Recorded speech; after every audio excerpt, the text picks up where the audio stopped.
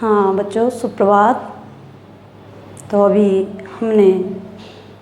हमारा टॉपिक चल रहा था अलंकार, जिसमें हमने जाना अलंकार किसे कहते हैं, अलंकार की उत्पत्ति दो शब्दों से मिलकर हुई है और अलंकार के कितने भेद होते हैं, अलंकार की परिभाषा, महत्व आदि के बारे में।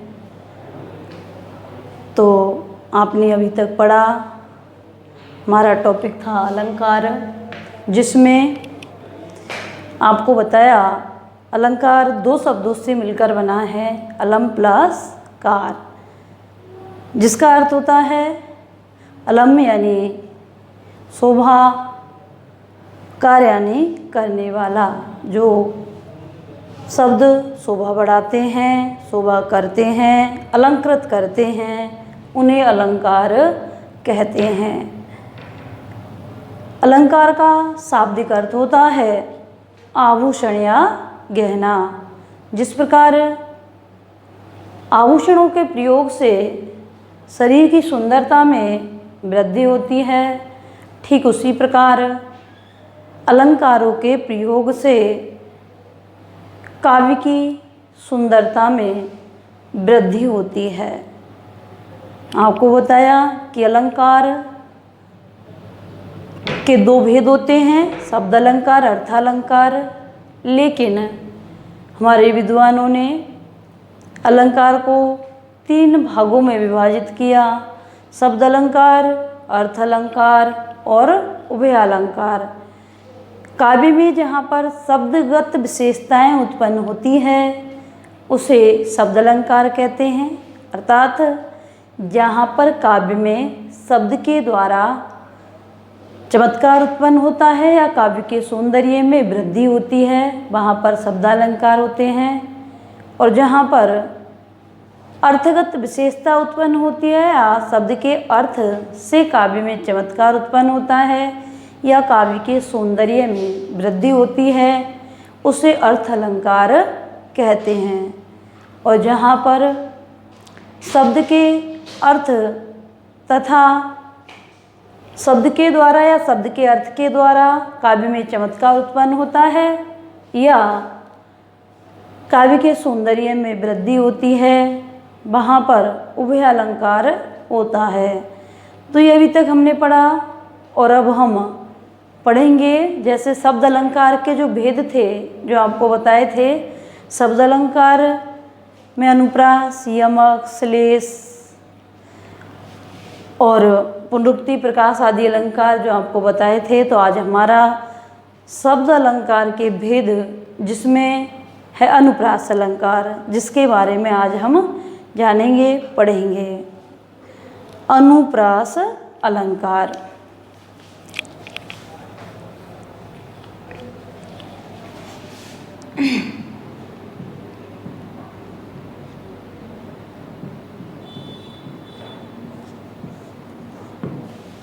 अनुप्रास अलंकार।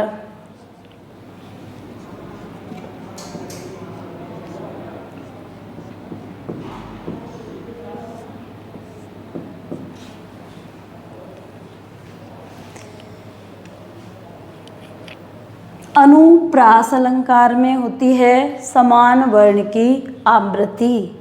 आवृत्ति यानी दोहरान, एक ही वर्ण का बार बार आना। अनुप्रास अलंकार में क्या होता है, समान वर्ण की आवृत्ति होती है। परिभाषा देखेंगे, जानेंगे, लिखेंगे। जहाँ पर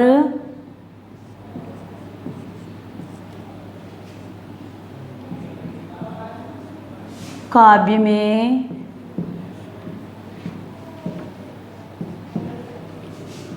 समान वर्ण की आवृत्ति जहाँ पर काव्य में समान वर्ण की आवृत्ति हो, वहाँ पर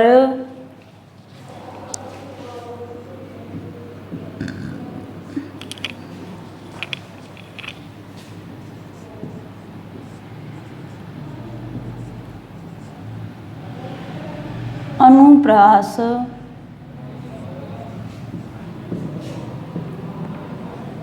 अलंकार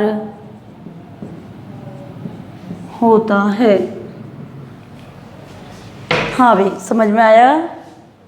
जहाँ पर काव्य में समान वर्ण की आवृत्ति होती है वहाँ पर अनुप्रास अलंकार होता है। क्या होती है? समान वर्ण की आवृत्ति। आवृत्ति कहते हैं दोहरान को। एक ही वर्ण का किसकी होती है? वर्ण की।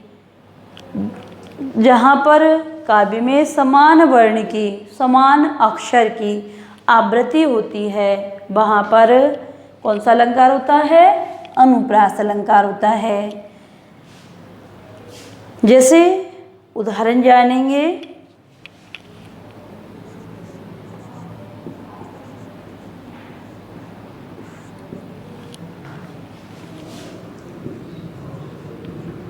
विरति,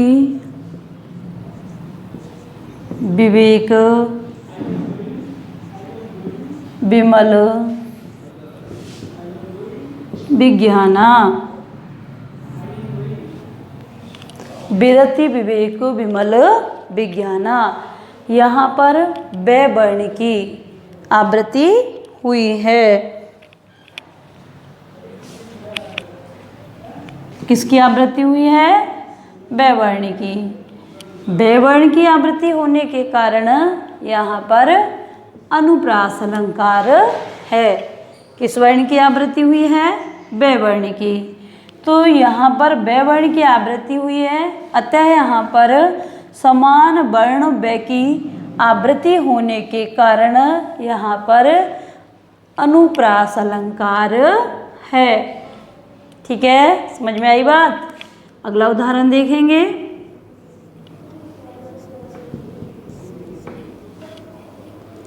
कागा काको धन हरे, कागा काको धन हरे, कोयल काको दे।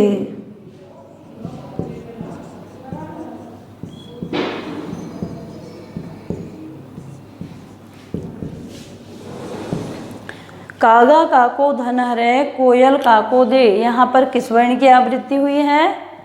कै वर्ण की। कै वर्ण की। समान वर्ण कौन सा आया है? कै वर्ण आया है। तो जहाँ पर समान वर्ण की आवृत्ति हो वहाँ पर अनुप्रास अलंकार होता है। तो यहाँ पर कै वर्ण की आवृत्ति हुई है। समान वर्ण कौन सा है? कै वर्ण। तो कै वर्ण की आवृत्ति होने के कारण यहाँ पर कौन सा अलंकार है?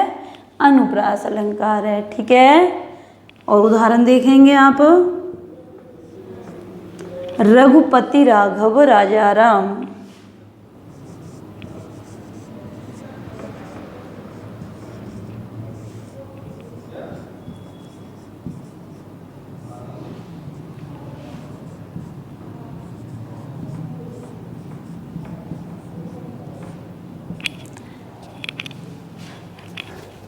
तो यहाँ पर रै वर्ण की। किस वर्ण की आवृत्ति हुई है? रै वर्ण की। अतः रै वर्ण की आवृत्ति होने के कारण यहाँ पर अनुप्रास अलंकार है। ठीक है, समझ में आई बात? यहाँ पर बै वर्ण की, यहाँ पर कै वर्ण की, यहाँ पर रै वर्ण की आवृत्ति हुई है। अतः यहाँ पर अनुप्रास अलंकार का प्रयोग हुआ है। ठीक है,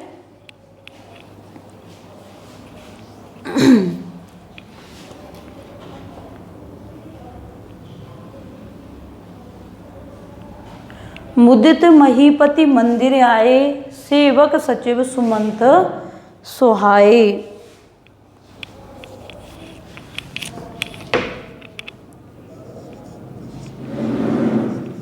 मुदित महीपति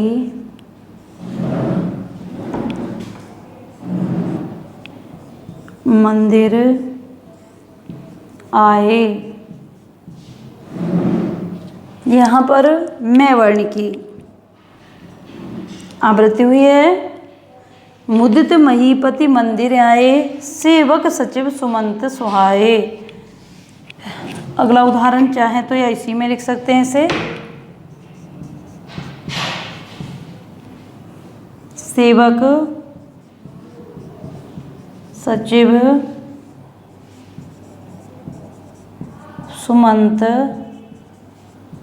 सुहाए। ठीक है, यहाँ पर मैं वर्ण की और यहाँ पर से वर्ण की आवृत्ति हुई है। तो यहाँ पर मैं वर्ण की आवृत्ति होने से तथा से वर्ण की आवृत्ति होने से अनुप्रास अलंकार है। ठीक है, और उदाहरण देखेंगे आप। वैसे तो बहुत सारे उदाहरण हैं।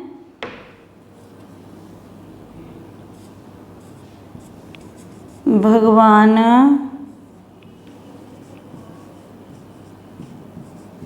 भक्तों की भयंकर भूरी भीति भगाइए। तो यहाँ पर भय वर्ण की, किसकी? भय वर्ण की आवृत्ति हुई है। समान वर्ण भय वर्ण की आवृत्ति हुई है। अतः यहाँ पर अनुप्रास अलंकार का प्रयोग हुआ है। भय वर्ण की आवृत्ति होने के कारण यहाँ पर अनुप्रास अलंकार है। ठीक है, बात समझ में आई? अनुप्रास अलंकार में क्या होता है? अनुप्रास अलंकार की परिभाषा क्या है कि जहाँ पर काव्य में समान वर्ण की आवृत्ति हो वहाँ पर अनुप्रास अलंकार होता है। आपने उदाहरण जाने, विरति विवेक विमल विज्ञाना में वैवर्ण की, कागा काको धनहरे कोयल काको दे में कैवर्ण की, रघुपति राघव राजा राम में रेवर्ण की, मुदित महीपति मंदिर आए में मैवर्ण की, सेवक सचिव सुमंत सुहाय में सैवर्ण की, भगवान भक्तों की भयंकर भूरी भीति भगाइए में भयवर्ण की आवृत्ति हुई है। अतः यहाँ पर इन सभी उदाहरणों में वैवर्ण की होने से, कैवर्ण की होने से, रेवर्ण की होने से, मैवर्ण की होने से, सैवर्ण की होने से और भयवर्ण की आवृत्ति होने से अनुप्रास अलंकार है। और आपको जब भी आप पाठ्य पुस्तक पढ़ेंगे वर्ण की आवृत्ति बहुत सी जगह पर देखने को मिलेगी। अतः जहाँ पर भी वर्ण की आवृत्ति हो, समान वर्ण की आवृत्ति हो, वहाँ पर अनुप्रास अलंकार होता है। ठीक है, और भी बहुत से उदाहरण हैं, जैसे तरुणी तनुजा तट तमाल, तरुणी तनुजा तट तमाल तरुवर बहु छाए। भगवान, जैसे ये लिख दिया है, भगवान भक्तों की भयंकर भूरी भीति भगाइए। चाक चक चमुके अचाकचक चहुओर, चाकसी फिरती धाक चंपत्ती के लाल की, चवर्ण की आवृत्ति। तो जहाँ पर समान वर्ण की आवृत्ति हो वहाँ पर अनुप्रास अलंकार होता है। ठीक है, हाँ भाई, अनुप्रास अलंकार समझ में आया बच्चों? देखिए फिर से देखेंगे, समान वर्ण की आवृत्ति होने पर अनुप्रास अलंकार होता है। जैसे वर्ण, मैंने आपको बताया भाषा की सबसे छोटी इकाई वर्ण कहलाती है, अविभाज्य इकाई वर्ण कहलाती है जिसका विभाजन नहीं किया जाता है, अखंडित इकाई वर्ण कहलाती है जिसके खंड नहीं किए जा सकते हैं। वर्ण एक अक्षर, एक वर्ण।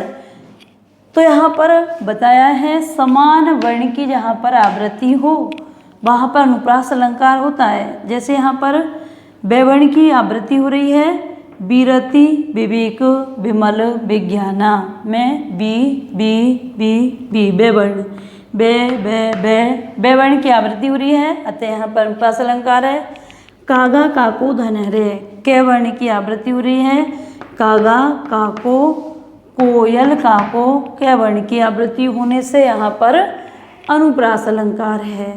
रघुपति राघव राजा राम में रेवर्ण की रेवर्ण रेवर्ण रेवर्ण की आवृत्ति होने से यहाँ पर अनुप्रास अलंकार है। उसी प्रकार अगले उदाहरण में देखेंगे, मुदित महीपति मंदिर आए में मैं वर्ण की, यहाँ पर मैं वर्ण की आवृत्ति हो रही है, यहाँ पर से वर्ण की आवृत्ति हो रही है। सेवक सचिव सुमंत सुहाए, अतः यहाँ पर अनुप्रास अलंकार है।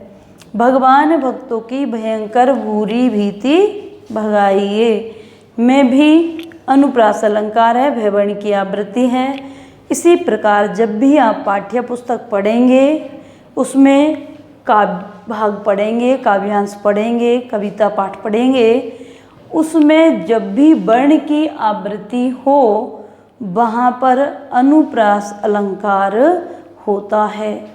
ठीक है, समझ में आई बात। और अधिकतर अनुप्रास अलंकार का प्रयोग किया जाता है क्योंकि वर्ण की आवृत्ति कई जगह पर देखने को मिलती है।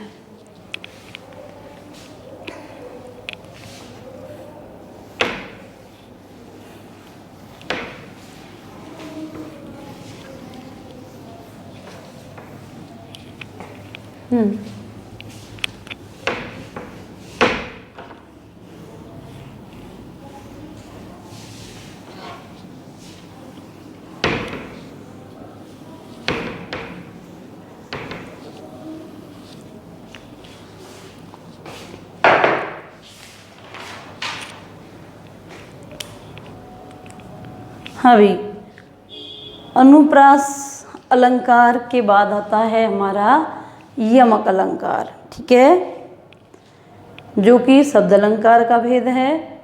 अनुप्रास अलंकार के बारे में आपने जाना, आपने पढ़ा, वर्ण की आवृत्ति हो, समान वर्ण की आवृत्ति हो, वहाँ पर अनुप्रास अलंकार होता है। अब हम जानेंगे यमक अलंकार के बारे में। ठीक है,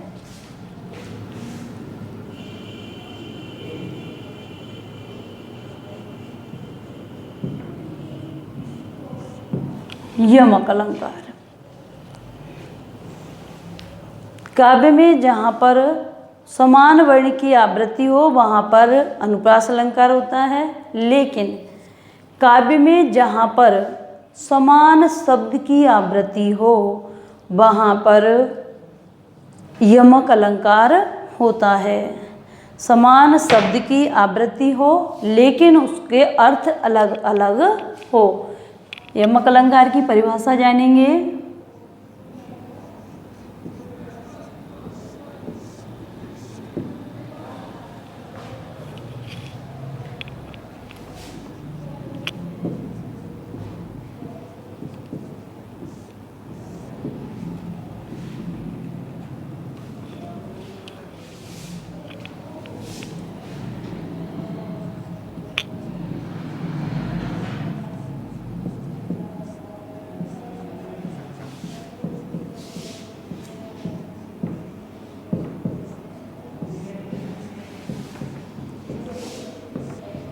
समान शब्द की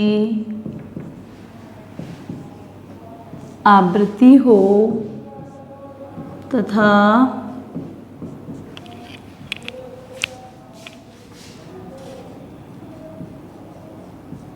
अर्थ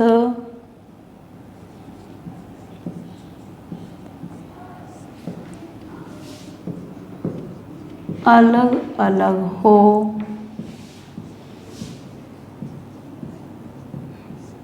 वहाँ यमक अलंकार होता है। हाँ भाई, समझ में आई बात। जहाँ पर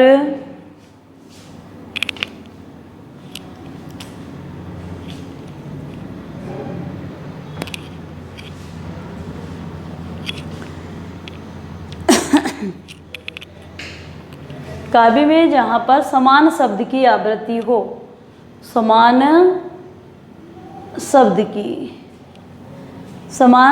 की आवृत्ति हो, लेकिन उसके अर्थ अलग अलग हो। शब्द की आवृत्ति तो हो लेकिन उसके अर्थ अलग अलग हो, वहाँ पर यमक अलंकार होता है। ठीक है, जैसे अनुप्रास में वर्ण की आवृत्ति हुई थी, यहाँ पर समान शब्द की आवृत्ति होती है लेकिन अर्थ अलग अलग होते हैं। ठीक है, जैसे उदाहरण देखेंगे।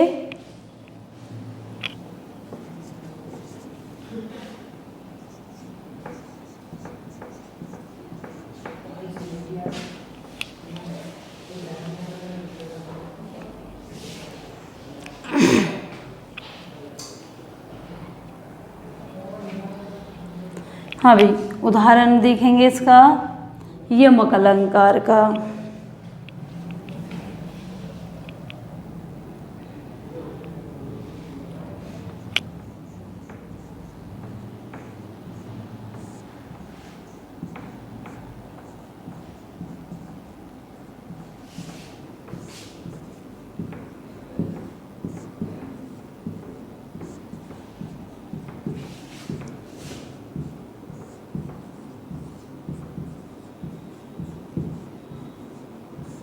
सारंग ले सारंग चली कर सारंग की ओट। यहाँ पर समान शब्द सारंग की आवृत्ति हो रही है।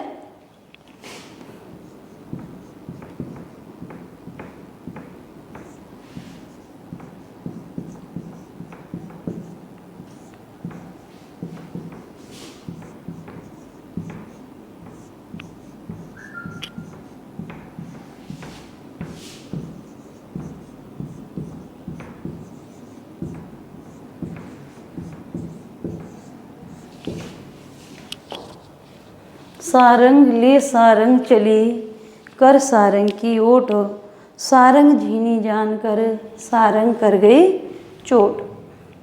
तो यहाँ पर सारंग शब्द जो है उसकी आवृत्ति हुई है। पहले सारंग का अर्थ है क्या होना चाहिए, समान शब्द की आवृत्ति होनी चाहिए लेकिन अर्थ अलग अलग होता है। तो अर्थ अलग अलग जानेंगे। यहाँ पर सारंग, यहाँ पर इस दोहे के माध्यम से पूजा करने जाने वाली एक महिला का चित्र प्रस्तुत किया गया है। तो यहाँ पर बताया है सारंग ले, यानी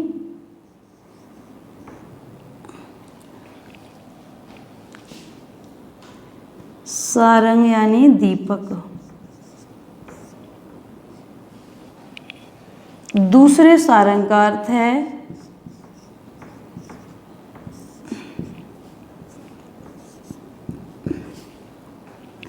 औरत।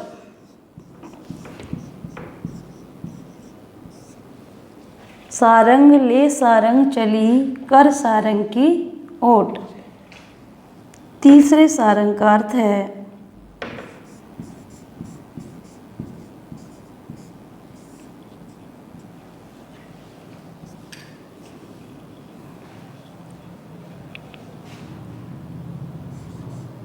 पल्लू।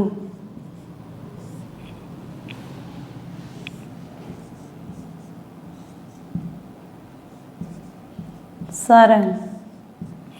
चौथे सारंग का अर्थ है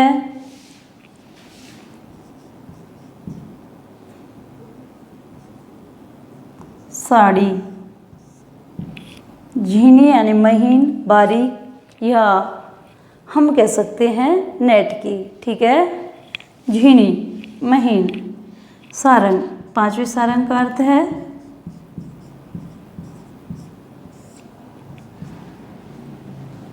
हवा। तो यहाँ पर जानेंगे सारंग ले सारंग चली, जलते हुए दीपक को थाड़ी में रख करके एक औरत पूजा करने जा रही है। सारंग ले सारंग चली कर सारंग की ओट, और उसने क्या किया है, दीपक बुझ ना जाए अपने पल्लू की ओट की है। सारंग झीनी जानकर, साड़ी को, पल्लू को झीनी यानी बारीक जानकर सारंग कर गई चोट।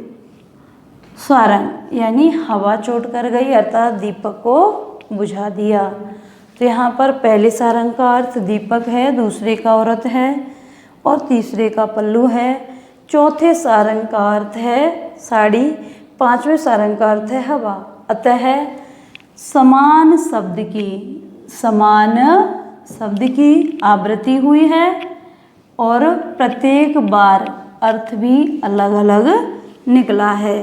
जैसे सारंग का दीपक, सारंग का औरत, सारंग का पल्लू, सारंग का साड़ी, सारंग का हवा। तो इस तरह जहाँ पर अलग अलग अर्थ निकलते हों वहाँ पर यमक अलंकार होता है। ठीक है, बात समझ में आई।